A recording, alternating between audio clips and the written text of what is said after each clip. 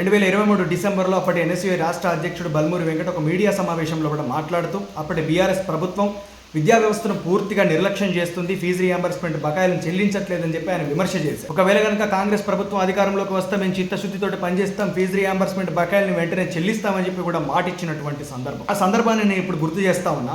ఏమైంది ఆ మాట, ఏమైంది మీ చిత్తశుద్ధి? రేవంత్ రెడ్డి గారు కూడా ఏదో విద్యా వ్యవస్థలో విప్లవాత్మకమైనటువంటి మార్పు తీసుకొస్తా అని చెప్పి ఒక కమిషన్ ఏర్పాటు చేశారు తూతు మంత్రంగా. ఆ కమిషన్ చేసింది ఏం లేదు. ఫీజు రియంబర్స్మెంట్ బకాయిలు చెల్లించకపోవడం వల్ల ప్రధానమైనటువంటి విక్టిమ్స్ ఎవరు అంటే బీసీ, ఎస్సీ, ఎస్టీ వర్గాల నుంచి వచ్చినటువంటి విద్యార్థులు. ఇది దాదాపు 13 లక్షల మంది పేద విద్యార్థుల భవిష్యత్తుకు సంబంధించినటువంటి అంశం. 2019 నుంచి 2025 వరకు 700 కోట్ల నుంచి దాదాపు 859 కోట్ల రూపాయల బకాయిలు ఇంతవరకు గత బీఆర్ఎస్ ప్రభుత్వం కానీ ఇప్పుడు ఉన్నటువంటి కాంగ్రెస్ ప్రభుత్వం కానీ చెల్లించట్లేదు. కాంగ్రెస్ పార్టీలో ఉన్నటువంటి కొందరు ముఖ్య నేతలు కమిషన్ల కోసం ఈ బిల్లులను చెల్లించట్లేదన్నటువంటి కొన్ని విమర్శలు కూడా వస్తూ ఉన్నాయి. మీరు ఈ బకాయిలను చెల్లించకపోవడం వల్ల ప్రైవేటు విద్యా సంస్థలు విద్యార్థులు ఎగ్జామ్స్ రాసేటప్పుడు హాల్ టికెట్లు ఇచ్చే ముందు మీరు ఫీజు కడితేనే మేము ఇస్తామని చెప్పి బలవంతపు వసూళ్లకు పాల్పడతా ఉన్నారు. వాళ్ళంతా ప్రభుత్వ ఉద్యోగాలు పొందిన వాళ్ళు కావచ్చు, ప్రైవేట్ సంస్థల్లో పనిచేసే వాళ్ళు కావచ్చు, వాళ్ళందరికీ ఖచ్చితంగా సర్టిఫికేట్స్ కావాలి. ఇంకొంతమంది విద్యార్థులు ఉన్నత చదువులు చదువుకోవడానికి వాళ్ళందరికీ కూడా మరి ఆ కాలేజెస్ నుంచి సర్టిఫికేట్స్ కావాలంటే ఈ రియంబర్స్మెంట్ రావాలి. ఫీజులు కట్టండి, మేము సర్టిఫికేట్లు ఇవ్వమని చెప్పి విద్యార్థులను చాలా